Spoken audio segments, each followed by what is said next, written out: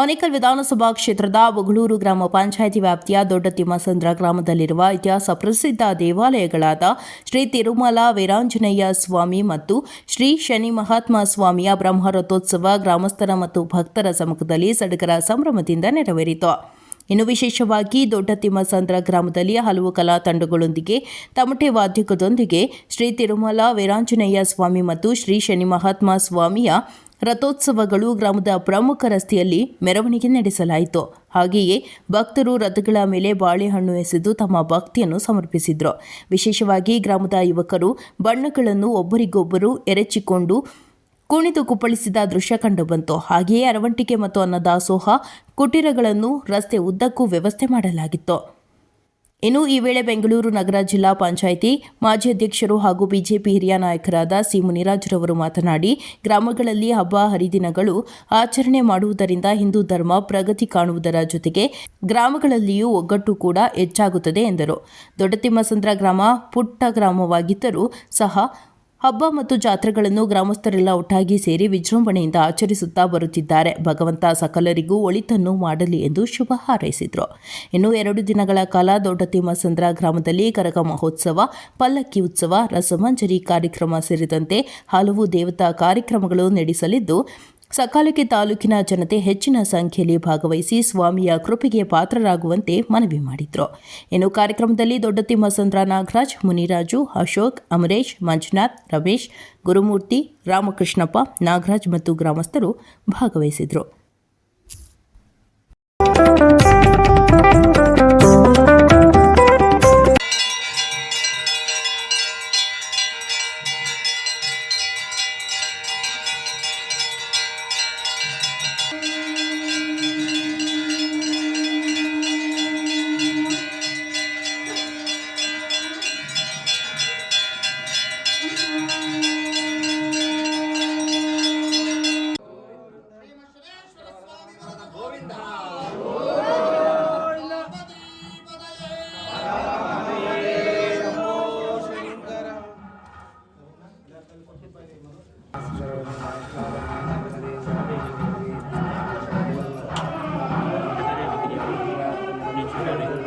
ಆಚೆ ಇದೆಯಾ? ಆಚೆ ಶಟರ್ ಇದೆ, ಬೇರೆ ತಗೊಂಡು ಆಚೆ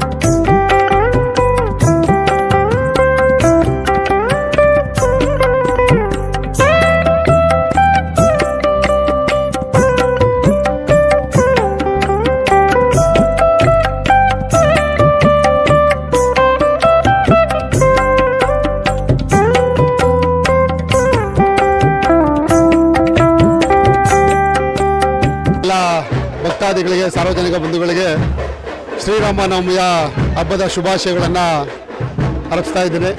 ವಿಶೇಷವಾಗಿ ನನ್ನ ಒಂದು ಸ್ವಗ್ರಾಮ ದೊಡ್ಡತಿಮ್ಮಸಂದ್ರ ಗ್ರಾಮದಲ್ಲಿ ಇವತ್ತು ಶ್ರೀ ವೀರಾಂಜನೇಯ ಸ್ವಾಮಿ ಮತ್ತು ಶನಿಮಹಾತ್ಮ ಸ್ವಾಮಿಯ ರಥೋತ್ಸವನ ಬ್ರಹ್ಮರಥೋತ್ಸವನ ವಿಶೇಷವಾಗಿ ನಮ್ಮೆಲ್ಲ ಗ್ರಾಮಸ್ಥರ ಎಲ್ಲ ಯುವಕರ ಒಂದು ಸಮ್ಮುಖದಲ್ಲಿ ತುಂಬ ವಿಜೃಂಭಣೆಯಿಂದ ರಾಜಬೀದಿಯಲ್ಲಿ ಮೆರವಣಿಗೆ ಬರ್ತಾ ಇದೆ.